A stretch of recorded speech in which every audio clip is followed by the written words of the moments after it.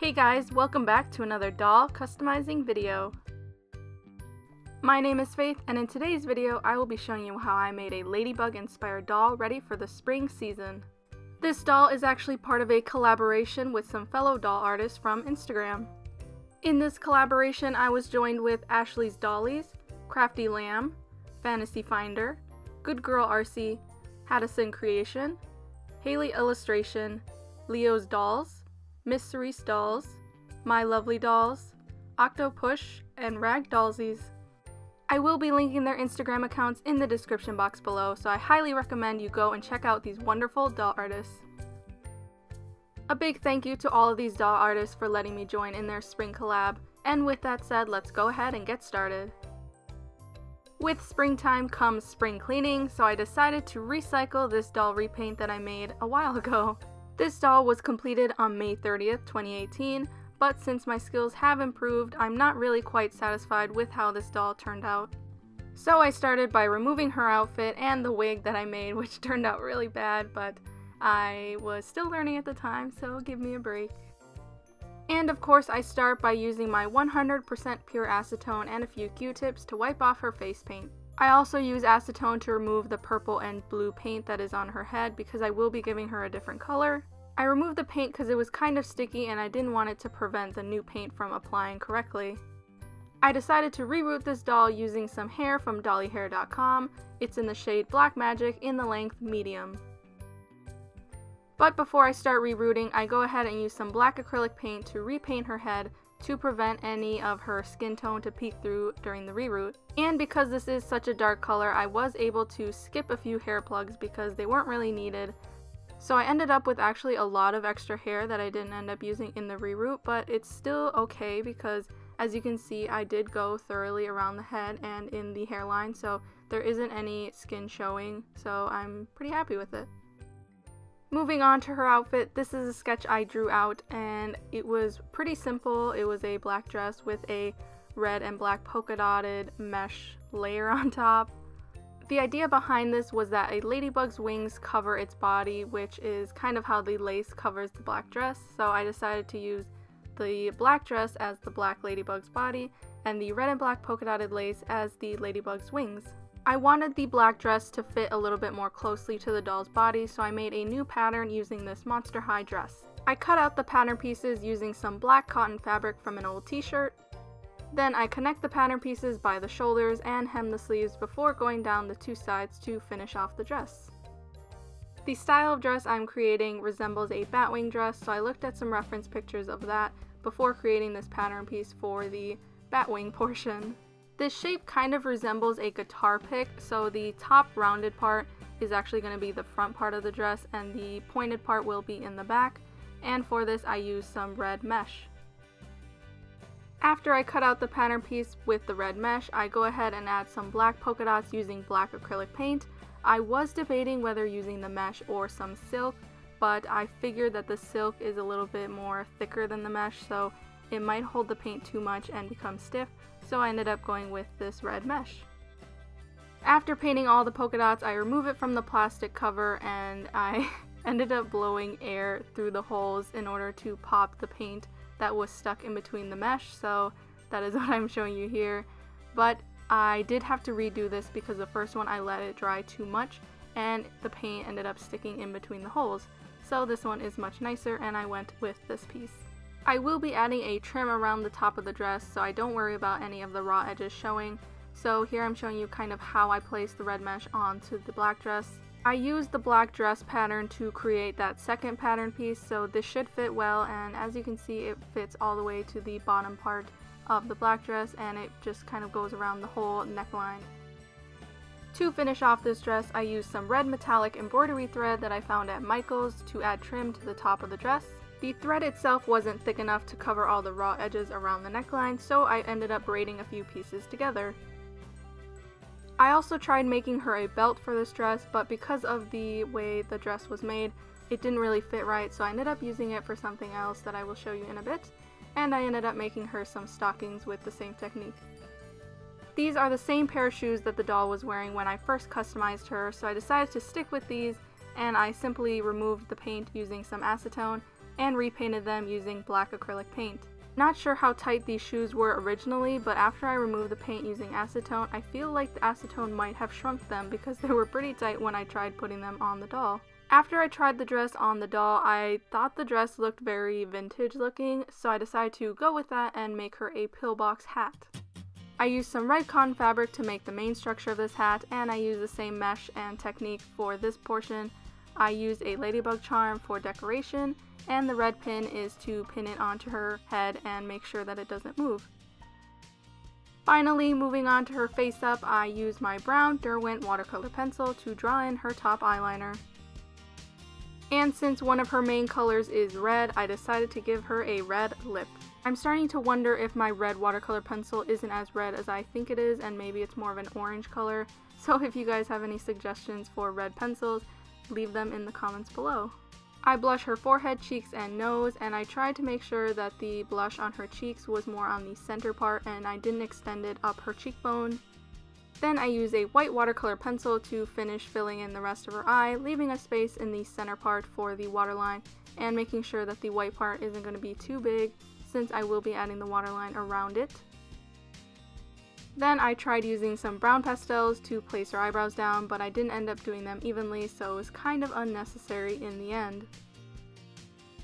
Next, I used the same brown watercolor pencil to add in some eyelashes, and I kept them pretty thin and I didn't add too many since I was going to be using black on this face up. Normally I wouldn't use black because this is a springtime inspired look, but since she is a black and red ladybug, I figured I'd had to use it.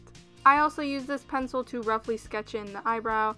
I kept them pretty small and pointy. My reasoning for this was because ladybugs have antennas. That was pretty much it. I'm not really sure how that makes sense, but apparently that's what I thought at the time. And here I am peeking through the camera, adding the crease to her eye. I also used a cream pencil to highlight underneath her eyebrow. And because this is probably after spraying a second layer of Mr. Super Clear, I go ahead and repaint the whites of her eyes in order to make it brighter and more saturated. Then I use my pink watercolor pencil to draw in her waterline. I fill in that little gap that I left earlier, and I use it to go around the rest of her eye.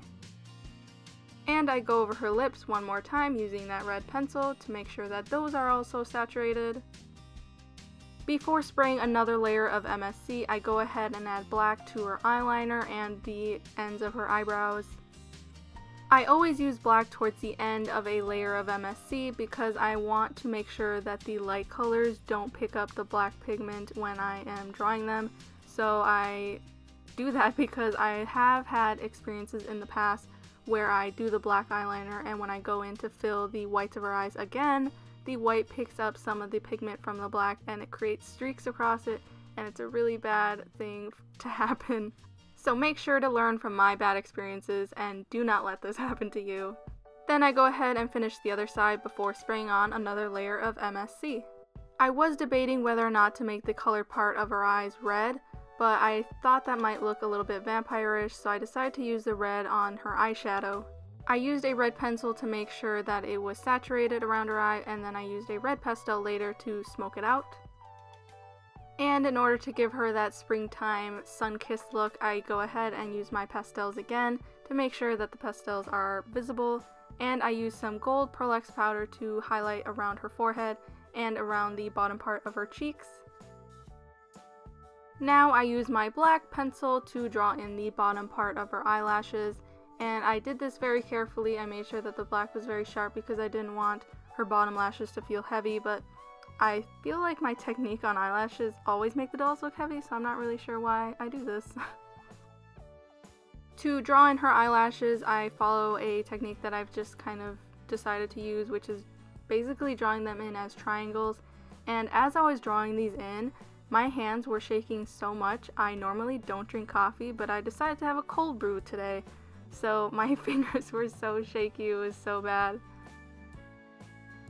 Before spraying another layer of MSC, I use my gray pencil to roughly draw in the shape of her pupil.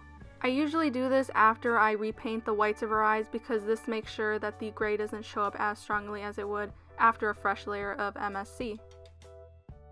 This is now towards the end of her face up, so I basically go over all the colors that I have on this layer and I use the red to make sure that the eyeshadow is very strong and vivid because I wanted this to be a highlight of her face, and I use that red pastel to smoke out the top. I also use a mix of a cream pencil and a white pencil to highlight underneath her eyebrow, the inner corner of her eye, the top part of her crease, and her cupid's bow.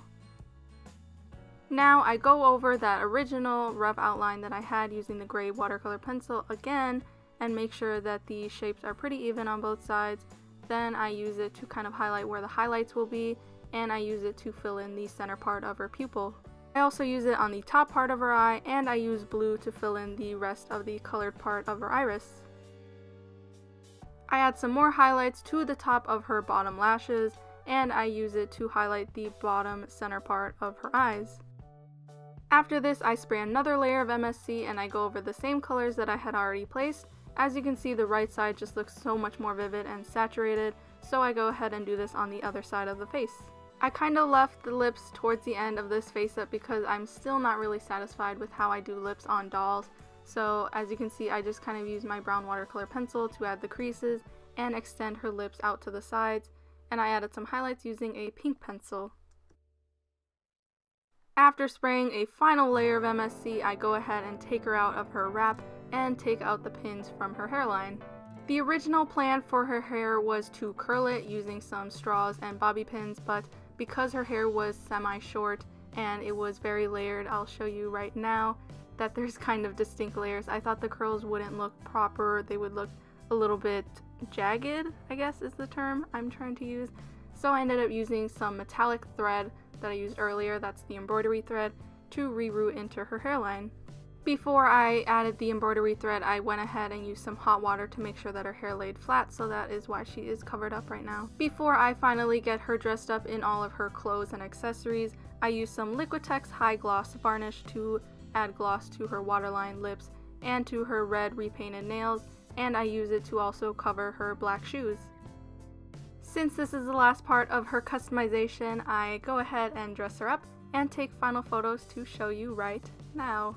I didn't really say this in the beginning of the video, but I chose to make a Ladybug doll for this spring collab because my grandmother really loves ladybugs, so I thought this would be a really sweet thing to make for her and maybe send to her.